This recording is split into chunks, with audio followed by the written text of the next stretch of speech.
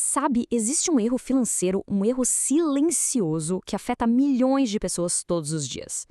E o mais curioso é que ele não parece um erro. Na verdade, ele parece algo normal, até desejável. Mas é justamente ele quem impede tanta gente de construir riqueza de verdade. Vamos desvendar esse código juntos. Para começar, vamos direto ao ponto com uma pergunta que talvez já tenha passado pela sua cabeça. Por que para tanta gente, não importa o quanto a renda aumente, a paz financeira parece que nunca chega? Sabe aquela sensação de, se eu ganhasse só um pouco mais, tudo se resolveria? E aí esse mais chega e a pressão continua ali, às vezes até pior. Então, se essa sensação é familiar, a primeira coisa que a gente precisa entender é: isso não é uma falha de caráter nem falta de organização. É uma armadilha. Um padrão de comportamento tão comum, mas tão comum, que se tornou invisível. E é exatamente essa armadilha que a gente vai expor aqui. Então vamos lá. Para identificar esse erro, o primeiro passo é a gente entender por que a solução que quase todo mundo busca, que é simplesmente o ganhar mais dinheiro, na maioria das vezes não funciona. A gente tende a pensar que o problema está na nossa renda, né? Se eu fosse promovido, se eu fechasse aquele contrato, se eu conseguisse um aumento, a gente acredita que um salário maior é a solução mágica para todo o estresse financeiro. Mas a realidade conta uma história bem diferente. E é aqui que o paradoxo fica evidente. De um lado da moeda, a gente vê pessoas com salários altíssimos, celebridades, atletas, executivos que, de repente, estão afogados em dívidas. Do outro lado, surgem histórias como a de Ronald Read, um frentista americano que, com uma renda super comum, juntou uma fortuna de 8 milhões de dólares. Como isso é possível? O que separa esses dois mundos? Essa frase do Morgan Housel, autor de A Psicologia Financeira, mata a charada. No fim do dia, não se trata de quão inteligente a pessoa é ou de quanto dinheiro passa pela mão dela. O sucesso com dinheiro é, na sua essência, um jogo de comportamento. É sobre como se age com o dinheiro que se tem. Beleza, então se o problema não é a renda, o que é? Chegou a hora de dar um nome para essa armadilha invisível, para esse erro silencioso que sabota a construção de riqueza de tanta gente sem que elas nem percebam. O nome do vilão é inflação de estilo de vida. E ele só é inofensivo, não é? Poxa, quem ganha mais merece viver melhor, certo? Claro que sim. O problema é quando esse viver melhor come todo o aumento de renda e a pessoa continua presa no mesmo lugar, só que agora com contas muito mais caras. E por que a gente cai nisso? Bom, a culpa é de um mecanismo psicológico chamado esteira hedônica. O nosso cérebro se acostuma com as coisas muito rápido. Aquele carro novo que era um sonho, em 6 meses é só o carro que leva do ponto A ao B. O apartamento maior logo vira normal. A felicidade da conquista é passageira, mas a nova despesa fixa, essa fica para sempre.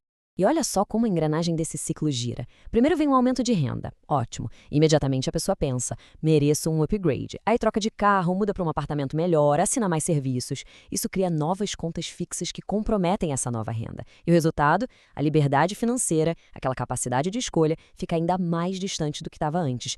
Para ficar bem claro, vamos botar em números. Imagina isso. 5 anos atrás, um salário de R$ 4.000 e despesas de 3.200. Sobrava pouco, a paz financeira era pequena. Hoje, o salário dobrou. 8 mil, parece um sucesso, né? Só que as despesas explodiram para 5.800. O padrão de vida melhorou, mas o estresse financeiro também. A pessoa ganha o dobro, mas a sensação de aperto no peito às vezes é ainda maior. E essa frase resume perfeitamente a armadilha. A renda sobe, o contra-cheque fica mais bonito, mas a liberdade, de fato, não acompanha. Às vezes, ela até diminui, porque, no fundo, liberdade não é sobre o quanto se ganha, mas sim sobre o quanto da nossa vida não está comprometida com boletos. Isso nos leva a um ponto que é o coração de tudo. A gente precisa entender a diferença fundamental entre ter uma renda alta e ser, de fato, uma pessoa rica. São duas coisas completamente diferentes, e a confusão entre elas é a raiz do problema.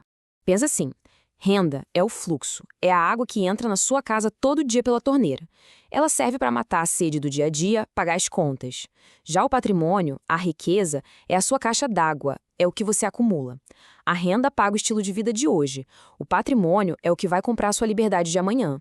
Ok, com essa diferença bem clara, a gente chega no clímax dessa conversa. Na regra de ouro.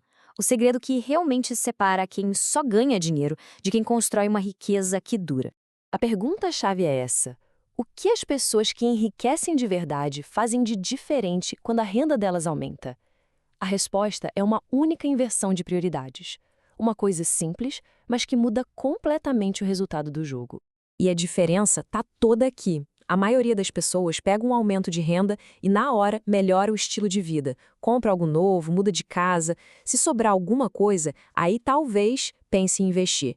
Quem constrói riqueza faz o caminho inverso. Pega o aumento e investe primeiro. Constrói patrimônio, só depois, com que esse patrimônio rende, é que melhora o padrão de vida. A mudança de mentalidade é total. O foco da maioria é usar a renda para bancar o estilo de vida. Já o foco de quem enriquece é usar a renda para comprar ativos, para construir uma máquina de gerar mais dinheiro. Uma máquina que lá na frente vai bancar o estilo de vida desejado, sem que seja preciso trabalhar para isso. Certo. Agora que a gente desvendou o erro e a regra de ouro, vamos transformar isso em algo prático. Um código. Um novo modelo mental para a gente aplicar a partir de agora. O novo código é esse. A regra é simples. Quando a renda subir, o padrão de vida não pode subir junto na mesma velocidade. É preciso quebrar esse piloto automático. A primeira coisa a fazer é se pagar primeiro, ou seja, pegar a maior parte desse dinheiro novo e direcionar para investimentos, para construir patrimônio. Depois, com uma pequena parte, sim, se dá um presente, melhorar a vida de forma consciente. Desse jeito, a liberdade cresce junto com a renda. E para a gente fechar, com uma reflexão. Olhando para trás, para os últimos aumentos, para os últimos ganhos extras, dá para perceber esse padrão acontecendo? Essa inflação silenciosa do estilo de vida? Vale a pena pensar nisso, porque o primeiro passo para virar o jogo é, finalmente, ter consciência de como ele é jogado.